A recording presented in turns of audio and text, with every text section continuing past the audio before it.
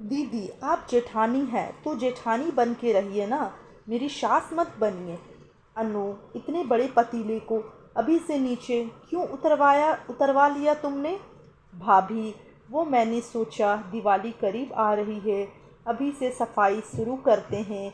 ये बड़े पतीले और कढ़ाइयाँ मिठाई बनाने में काम आ जाएगी। अनु सहजता से जेठानी दिव्या से बोली। हाँ, लेकिन दिवाली को अभी पूरा हफ्ता पड़ा है। माजी की तरह तुमको भी बस हफ्ता भर पहले ही काम की हड़बड़ी होने लग गई है। अभी से करेंगे तभी तो हफ्ते भर में सब निपट जाएगा। भाभी, इस बार माजी नहीं है हमारे बीच, जो काम करना है हम दोनों को ही करना है। इसमें हड़बड़ी की क्या बात है?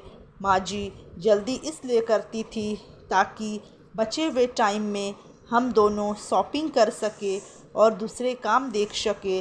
नहीं, कुछ भी हो, अब माजी की तरह हमेशा नहीं चल पाएगा।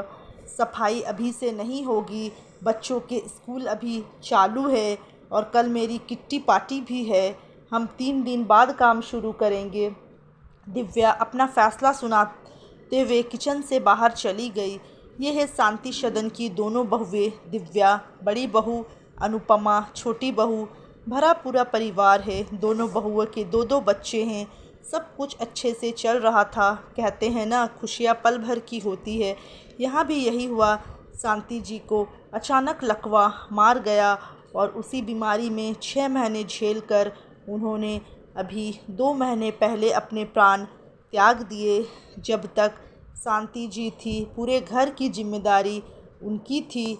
अब दोनों बहुएं ने ये कमान संभाली थी, जिसमें से दिव्या का स्वभाव शुरू से ही अजीब था। वह किसी को मुंह नहीं लगाती थी, ना ही इतने सालों में वो इस घर में घुली मिली नहीं थी। वहीं दिव्या के इस स्वभाव से विपरीत अनुपमा ने आते ही सबका दिल जीत लिया था। मिलनसार स्वभाव के कारण घर में सबकी चहेती बन गई थी। शांति जी के बाद घर में यह पहली दिवाली थी। अब आगे 3 दिन गुजर गए, लेकिन दिव्या के कान पर जूं नहीं रेंगी। अकेली अनुपमा ने सफाई शुरू कर दी।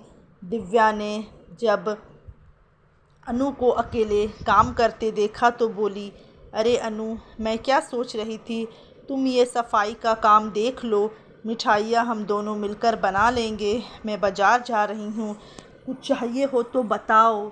नहीं भाभी, कुछ नहीं चाहिए। ये बोलकर अनु दोबारा काम में लग गई।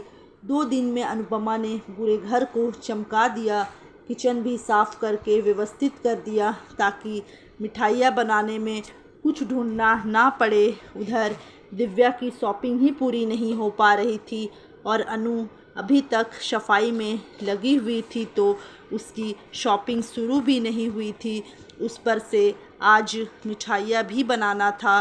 भाभी, आप आज दोपहर के खाने के बाद मिठाइयाँ बनाना शुरू कर दीजिएगा, मैं थोड़ी शॉपिंग कर लूँ, वापस आकर आपकी मदद करने आ जाऊँगी। अरे, शॉपिंग इतनी ज़रूरी है क्या? आज मिठाइयाँ बनेगी, बाकी तुम अपनी शॉपिंग किसी और दिन कर लेना। पर भाभी, किस दिन करूँगी? अब ज़्यादा दिन नहीं बचे हैं।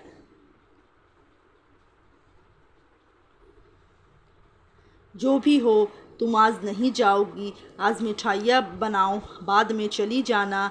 मन मारकर अनु किचन में बर्तन और दूध वगैरह निकालने लगी। दोनों ने शाम तक बेसन के लड्डू, नारियल के लड्डू, मठरी, गुजिया और हलवा बनाकर तैयार कर दिया। उसके बाद दिव्या पैर दर्द का बहाना बनाकर अपने कमरे में चली गई थी। अनु ने किचन समेटा और रात का खाना भी तैयार कर दिया था।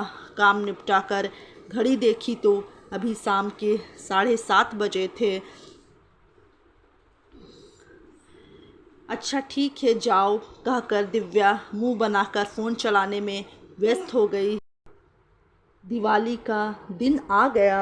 लक्ष्मी पूजन के बाद, मेहमानों का नाश्ता खाना होने के बाद, उसके बाद बच्चे पटाखे जलाने लगे। सबके जाने के बाद जब दोनों किचन में काम समेटने आए तब अन्नू, तुमसे कौन बोला था कि जितना नाश्ता हम लोग बनाए हैं सब मेहमानों के आगे रख दो। मैं आंखों से इशारा करना चाह रही थी लेकिन तुमने मेरी तरफ देखा ही नहीं। भाभी, माँ जी जैसा करती थी मैंने भी वैसा ही किया है। आखिर नाश्ता मेहमानों और घर वालों के लिए ही तो बना है। हाँ तो एक दो चीज़ रख देती, तुमने तो सब कुछ उठाकर रख दिया। और तुम यह क्या बार बार माँ जी जैसा करती थी कि रट लगाई हुई हो। अब वो नहीं है और उनको तो दिवाली में बजट का कुछ ख्याल ही नहीं रहता था। कितने महंगे राशन में काजू बादाम मेवे आते हैं और इतनी महंगाई में वो जितना बनाया सब दे देती थी मेहमानों को अपने, और हम सब के लिए नाम भर का बचा कर रखती थी। अगर कोई मेहमान दिवाली बाद आता था तो फिर वही नाश्ता और मिठाइयाँ बनाने में लग जाती थी। साथ में हम दोनों को भी किचन में खटना पड़ता था। अब बस जो होता आया है वो अब नहीं होगा और अब समय बदल चुका है। अब हम जो भी करेंगे अपने हिसाब से करेंगे। भाभी, कैसी बातें कर रही हैं आप। अच्छा संपन्न परिवार है हमारा भैया, और ये पति तो अच्छा कमा लेते हैं और फिर इसमें महंगाई जैसी बात कैसे आ गई।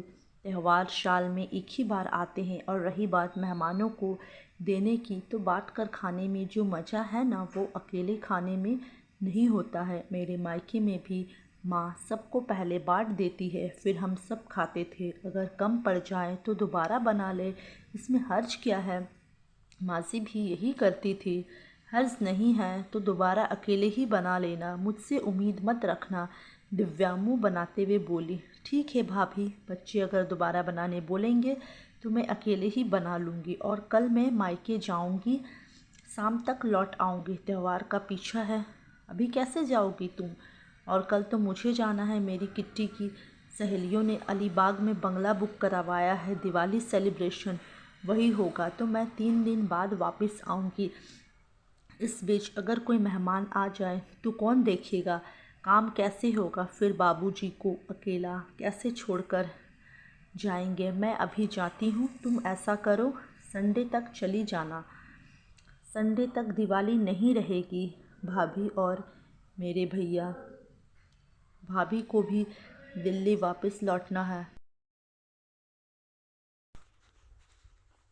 जॉब के लिए, इसलिए भाभी को भी दिल्ली वापस लौटना है जॉब के लिए। इसलिए माँ पापा ने कल बुलाया था। मैं कल ही जाकर मिल लेती तो अच्छा रहता। तो तुम्हारे कहने का मतलब है तुम जाओ और मैं रुक जाऊँ। मैं अपना प्लान नहीं बदल सकती, मेरी तैयारी हो चुकी है। तुम देख लो तुमको अपने हिसाब से कैसे मैनेज करना है। यह सुनकर अनुपमा का सब्र अब जवाब दे चुका था और उसने बोलना शुरू किया। आज आप एक बात बता दीजिए भाभी, आप मेरी कौन हैं। कौन है का क्या मतलब है। जेठानी हूँ। जेठानी है तो जेठानी ही बनी रहिए, सास मत बनिए। माची का तो प्यार भरा रवैया था मेरे लिए, मेरे साथ। उसके जाने के बाद तो आप एकदम से बदल गई है। मैं किचन में अपनी मर्जी से कुछ कर नहीं सकती। त्योहार है पर मैं शॉपिंग पर नहीं जा सकती। दिवाली की सफाई भी मैंने अकेले दम पर की। किट्टी भी आपने ज्वाइन नहीं करने दी। यह कहकर कि बच्चे अभी छोटे हैं, और तो और मेहमानों के सामने नाश्ता भी आपकी मर्जी से लगाऊं मैं। क्या मेरी खुद की कोई इच्छा ही नहीं है। मेरा दिल चाहे ना चाहे, तबीयत ठीक हो या ना हो, आपका कहा हुआ काम मुझको उसी वक्त करना है। आपकी तो शॉपिंग भी सही समय पर हो गई। किट्टी में जाकर आप अपना मन भी बहला लेती हैं। वक्त बे वक्त आप कभी भी मायके जा सकती हैं। मैं नहीं जा सकती क्योंकि आप बाबूजी के अकेले रहने का बहाना बनाकर पेश कर देती हैं ताकि मैं रुक जाऊं और आपके बनाए हुए प्लान ना बिगड़ जाएं। बाबूजी के देखने और ख्याल रखने की अकेले मेरी जिम्मेदारी नहीं है, आपकी भी कुछ जिम्मेदारी है। लेकिन बस अब और नहीं। जितना मैं बर्दाश्त कर सकती थी उतना मैंने किया। मैंने पहले भी बोला था, फिर बोल रही हूँ कि मेरा जाना ज़्यादा ज़रूरी है। मेरे भैया भाभी की जॉब है, उन्हें अपने शहर वापस लौटना है, तो माँ पापा चाह रहे थे मैं और बच्चे उनके साथ थोड़ा क्वालिटी टाइम बिता लें। उस पर भी मैं शाम तक लौट ही आती। तब जब आपको अपने मायके दिवाली पर मिलने जाना होता, लेकिन आपको अपने घूमने और सहेलियों के आगे अपने मायके से भी कोई लगाव नहीं है, तो ठीक है, अब मैं 3 दिन रह कर आऊँगी। आप देख लीजिए अपने प्लान, अपने हिसाब से मैनेज कर लीजिएगा। ये वाक्य मैंने आपसे ही सीखा है भाभी। यह कहते हुए अनुपमा अपने कमरे की तरफ सोने चली गई। आखिर कल उसे जल्दी जागना था, मायके जाने की तैयारी करनी थी, और दिव्या खामोशी से अनुपमा को जाते हुए देखती रह गई। कई घरों में ऐसा देखा जाता है कि जाने के बाद बहू अपने आप को देवरानियों की सास समझने लगती है। ये कहाँ तक सही है? जेठानी समझने लगती है, ये कहाँ तक सही है? जेठानी देवरानी का रिश्ता बराबर का होता है। प्यार, आपसी मेलजोल और मिलनसार स्वभाव से रिश्ता टूट होता है। एक तरफ से मान और इज्जत देकर रिश्ता निभाया जाए और दूसरी तरफ से वो मान और प्यार ना हो, तो वहाँ रिश्ते और परिवार टूटने में ज़्यादा देर नहीं लगती। तो दोस्तों, कैसी लगी आप लोग को ये कहानी? अगर अच्छी लगी हो तो वीडियो को लाइक ज़रूर कर दें, और चैनल पे नए हैं तो चैनल को सब्सक्राइब ज़रूर कर दें। मिलते हैं नेक्स्ट कहानी पर।